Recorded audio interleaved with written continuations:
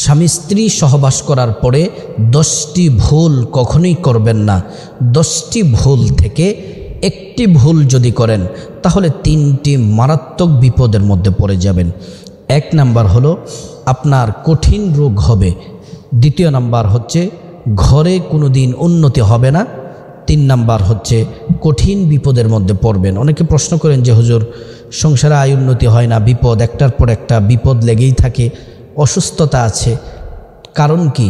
এগুলাও একটি কারণ হতে পারে। এজন্য সাবধান হতে হবে। স্বামী স্ত্রী মিলিত হওয়ার পরে 10টি ভুল করলে 3টি বিপদ আপনাদের হতেই পারে।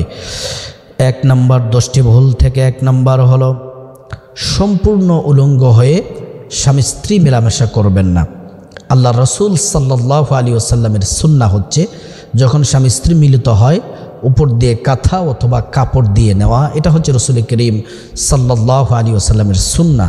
নতুবা শয়তান আপনাদেরকে আসর করতে পারে এবং আল্লাহ তাআলা যদি এর মাধ্যমে যদি আপনাদেরকে যদি সন্তান দেন, ওই সন্তানের উপর আসর পড়তে পারে। এজন্য উপর একটি কাপড় দিয়ে নেওয়া। 2 নাম্বার হচ্ছে অজু করে নেবেন, উত্তমভাবে সুন্দর করে অজু করে নেবেন। 3 নাম্বার হচ্ছে বিসমিল্লাহির রহমানির রহিম পড়বেন। আল্লাহ রসুল সাল্লাল্লাহু আলাইহি ওয়াসাল্লামের সাহাবী হযরত আবু হুরায়রা রাদিয়াল্লাহু আনহুকে বললেন, আবু হুরায়রা সব সময় তুমি বিসমিল্লাহর আমল করবে। খাওয়ার শুরুতে বিসমিল্লাহ পড়বে, ঘুমের শুরুতে বিসমিল্লাহির রহমানির রহিম পড়বে। তুমি যে কোনো জায়গায় বাহনে চড়বে তখন তুমি বিসমিল্লাহির রহমানির রহিম পড়বে। আল্লাহ রসুল বললেন, আবু হুরায়রা প্রতিটি কাজের শুরুতে যদি বিসমিল্লাহ পড়ো ওই কাজের মধ্যে আল্লাহ পাক রহমত বরকত থাকবে। বিসমিল্লাহির রহমানির রহিমের অনেক ফজিলত রয়েছে।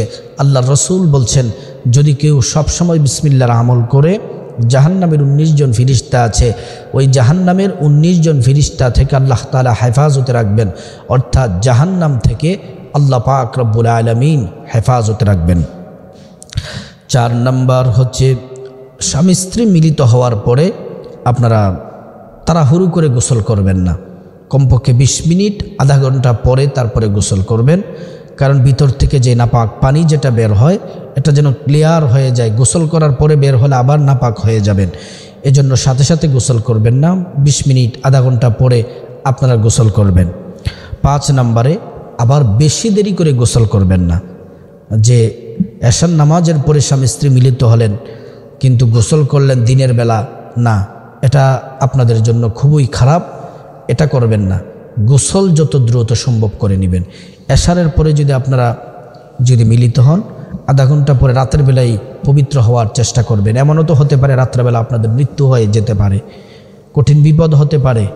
তখন আপনাদের জন্য উত্তম হচ্ছে স্বামী স্ত্রী 10-20 মিনিট আধা ঘন্টা পরে পবিত্র হয়ে নেওয়া। তারপরে আপনারা নাপাক অবস্থায় আপনারা কোরআন স্পর্শ করবেন না। আল্লাহর কালাম কোরআন পড়বেন না, কোরআন স্পর্শ করবেন না, কোরআন ধরবেন না। এই কোরআন হচ্ছে লৌহে মাহফুজের পবিত্র কোরআন। বাল হুয়া কুরআনুম মাজিদ ফি লাউহিম মাহফুজ। লৌহে মাহফুজের কোরআন, এই কোরআন পবিত্র অবস্থায় ধরতে হয়। এই কোরআন হচ্ছে আল্লাহর কালাম। আসমান জমিন সৃষ্টির 2000 বছর আগে আল্লাহ পাক রব্বুল আলামিন কোরআনুল কারীম আল্লাহ পাক নাজিল করেছেন। 7 নম্বর হচ্ছে নাপাক অবস্থায় মসজিদে প্রবেশ করতে পারবেন না। পুরুষদেরকে বলছি, নাপাক অবস্থায় মসজিদে প্রবেশ করতে পারবেন না। 8 নম্বর হচ্ছে বাইতুল্লাহ তাওয়াফ করতে পারবেন না। বাইতুল্লাহ আল্লাহর ঘর তাওয়াফ করা যাবে না। এই যে কাবা শরীফ মুসলমানরা তাওয়াফ করে লাব্বাইক আল্লাহুম্মা লাব্বাইক লা শারীকা লাকা লাব্বাইক ইন্নাল হামদা ওয়ান নি'মাতা লাকা ওয়াল মুলক, না, এই কাবা শরীফ তাওয়াফ করা যাবে না। 9 নম্বর হচ্ছে রোজা রাখা অবস্থায় দিনের বেলা স্বামী স্ত্রী মিলিত হতে পারবেন না, সহবাস করতে পারবেন না, মিলিত হতে পারবেন না। কারণ রমাদান মাসের রোজা রাখা মানে কি? রোজা হচ্ছে আপনি সমস্ত পাপাচার, পানাহার, কামাচার, এই 3 জিনিস থেকে বিরত থাকার নামই হচ্ছে সিয়াম, রোজা। 10 নম্বর হচ্ছে ইতিকাফ অবস্থায় স্ত্রীর সাথে মিলিত হতে পারবেন না। এই 10টি ভুল স্বামী স্ত্রী মিলিত সহবাস হওয়ার পরে যদি 10টি ভুল করেন 3টি মারাত্মক বিপদ আপনার হয়ে যাবে। 1 নাম্বার, আপনি কঠিন বিপদে পড়বেন। 2 নাম্বার, আপনার সংসারে কখনো আয় উন্নতি হবে না। 3 নাম্বার হচ্ছে আপনি কঠিন বিপদের মধ্যে পড়ে যাবেন।